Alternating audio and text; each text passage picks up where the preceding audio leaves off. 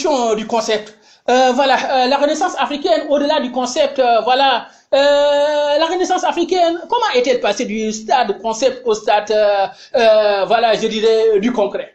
Évidemment, voilà, comme je vous ai dit tout à l'heure, le concept a été lancé depuis 48. Donc de 48 évidemment jusqu'à 1999, le concept restait dans les tiroirs de l'histoire. Et donc voilà, ce n'est qu'en 99 que ça a été sorti dans les tiroirs de l'histoire par un Africain évidemment qui est forcément entré donc dans l'histoire. Il s'appelle Thabo Mbeki. Évidemment, Thabo Mbeki est de l'Afrique du Sud. Mais l'Afrique du Sud, quelle est son histoire? Évidemment, l'Afrique du Sud, je pense que parmi vous, évidemment, certains en entrant peut-être à l'école, comme moi, j'avais au-dessus de mon tableau une phrase que j'ai retenue et que je retiendrai pour toujours. Évidemment, l'apartheid est un crime contre l'humanité. C'était écrit au-dessus de notre tableau de classe. Certes, en ce moment-là, peut-être nous n'avions pas la conscience de savoir ce que c'était, mais c'est plus tard qu'on a su que voilà, en Afrique, il y avait un peuple sud-africain qui vivait l'apartheid, la discrimination raciale. 11% de population blanche, dominant, je dirais, 89% d'Africains, plus une minorité indienne, évidemment, vous me direz. Mais voilà, donc c'était pour dire que des Noirs qui étaient dans leur pays, qui n'avaient pas le droit de vote, qui étaient dans des ghettos, dans des cités bien définies. Voilà, c'est cela la discrimination raciale. Les Africains l'ont combattu ce système, évidemment, comme ça s'est passé dans d'autres pays du continent. Voilà la cloche des indépendances. Cette liberté, évidemment, que chaque pays ou chaque peuple désirait de savourer, et que voilà, les Sud-Africains, même s'ils font partie des derniers, évidemment, à avoir cette liberté, ils l'ont eu aussi grâce à leurs efforts. Des hommes, évidemment, tels que notre grand-père, Nelson Mandela, qui ont sacrifié, évidemment, leur vie, tout leur programme ou voilà, leur projet pour le destin de leur peuple. Mandela, évidemment, a été emprisonné, comme je vous l'ai dit, non pas parce qu'il a volé ou non pas parce qu'il a tué, mais parce qu'il défendait la liberté de son peuple, l'indépendance de son peuple. Et il sera libéré peut-être au bout de 27 ans. Évidemment, comme nous l'avons constaté, c'est clair que la sortie de prison perd avec lui une certaine période de transition, évidemment, avant qu'il accède à la présidence en Afrique du Sud.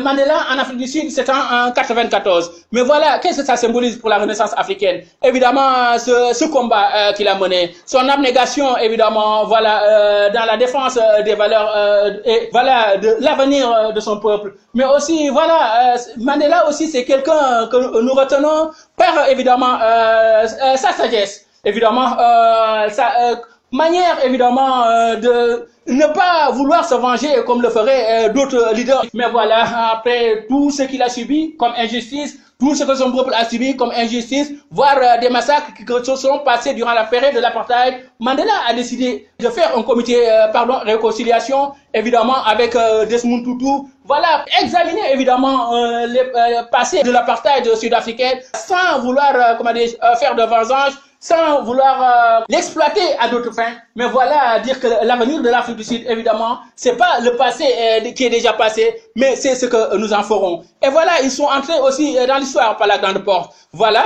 parce que les travaux du comité et réconciliation sont utilisés évidemment dans le bon sens. Voilà, des familles qui pleurent parce qu'ils ont perdu des proches. Mais voilà, après évidemment, ces larmes de tristesse, ils ne pouvaient pas aller plus loin, ou ils ne voulaient pas aller plus loin. C'était plutôt se pardonner, essayer voilà, de se prendre main dans la main, partir visiter peut-être les cimetières, rendre visite à des proches. Mais voilà, c'est parce qu'ils ne voulaient pas que les cadavres du passé remettent en cause leur présent et hypothèquent leur avenir. C'est comme ça que les Sud-Africains se sont passés de l'apartheid. Et donc voilà, Mandela, comme je l'ai dit, il est sage avec évidemment ce geste de pardon et réconciliation. Sa sagesse, il le démontrera ailleurs. Évidemment, je vous l'ai dit tantôt, dans une Afrique où, comme on dit, comme l'a dit un chanteur sénégalais, Youssou Ndour, qui dit que nit ku ñuul dafa bëgg nguur, une manière de dire que voilà, l'homme africain aime trop le pouvoir. Évidemment, dans une telle Afrique où des présidents falsifient des constitutions pour perdurer au pouvoir, combien de fois ça s'est passé et dans combien de pays ça s'est passé comme ça,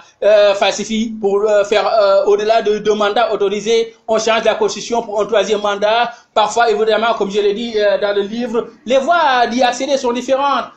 Parfois, c'est le parti au pouvoir qui le porte. Parfois, on le fait passer par l'Assemblée. Parfois, on essaie de mobiliser la jeunesse pour qu'il porte le flambeau. Voilà, réclamer encore un mandat du président, alors que déjà, théoriquement ou juridiquement, ces possibilités de présentation sont finies. Voilà, c'est dans une Afrique comme ça que Mandela a décidé de se tirer. Mais aussi, il ne faut pas l'oublier, c'est dans une Afrique où encore, je l'ai dit tantôt, combien de palais du continent ne sont pas encore visités par les militaires qui normalement doivent rester dans les casernes. Donc voilà, c'est cette Afrique où des militaires sont en train de faire des coups d'État pour accéder au pouvoir, que voilà Mandela, lui le prisonnier, qui a été privé de ses libertés pendant plusieurs décennies, a décidé évidemment d'abandonner le pouvoir au profit de Thabo Mbeki.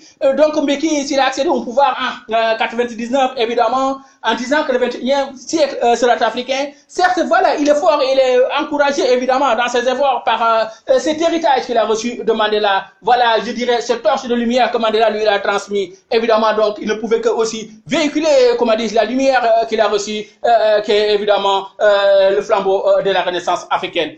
Évidemment, cette Renaissance africaine, comme je l'ai dit, repose sur des principes. Quels sont les principes de la Renaissance africaine?